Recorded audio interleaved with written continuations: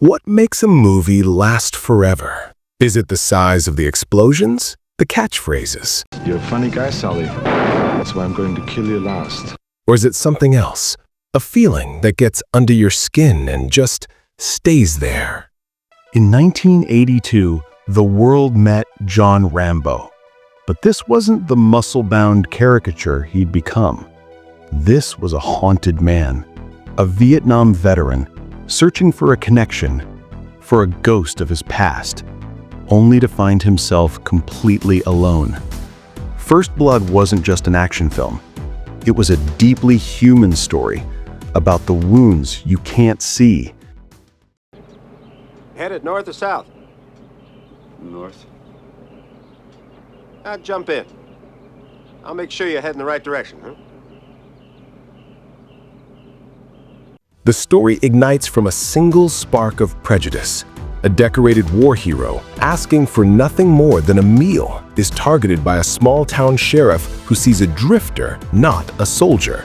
That one act of misplaced authority pushes a man who has been trained to survive at all costs back into his own personal war, turning the serene Pacific Northwest into a hunting ground. But this is where First Blood sets itself apart. The conflict isn't clean, it's messy, desperate, and raw. Director Ted Kotcheff masterfully uses the quiet moments, the whispering wind through the trees, to build an almost unbearable level of suspense. It's a masterclass in showing, not telling, creating a sense of dread that modern action films rarely achieve. We feel Rambo's isolation, his agony, and his simmering rage. And then there's the man at the center of it all. Sylvester Stallone's performance is nothing short of heartbreaking. He fought to change the character from the ruthless killer in the original novel to a man who, in the film, desperately tries not to kill. I could have killed them all. I could have killed you. In telling you the law, out here it's me. That single change is everything. It allows us to stand with him, to understand him as a victim of his circumstances. It all leads to one of the most honest and powerful monologues ever put on film, a moment where the soldier finally breaks and the broken man cries out. This is why First Blood is a titan of the genre. Its action feels real because its emotions are real.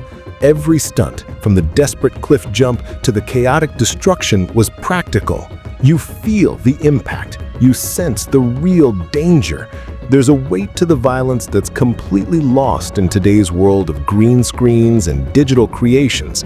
It's a character study first and an action flick second. And that brings us to the big question. Why don't they make movies like this anymore? Are you gonna tell me what's going on or what? The simple truth is, the filmmaking machine has changed. The modern action movie is often billed for spectacle first, story second. It's about building a universe, not exploring a character's soul.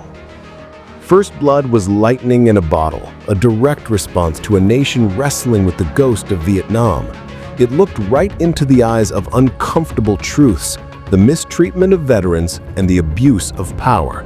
While those themes are timeless, studios today are often hesitant to anchor a massive action movie on such challenging and somber ideas. There's also the shadow of Rambo himself. The sequels transformed him into an indestructible superhero.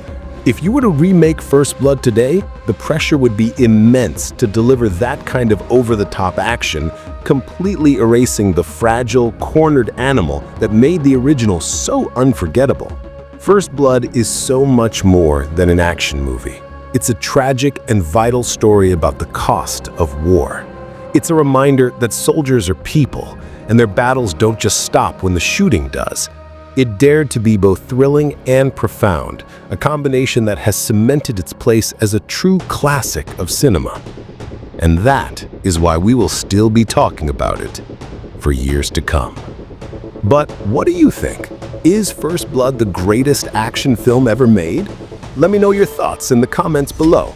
And if you enjoyed this look back, don't forget to like and subscribe.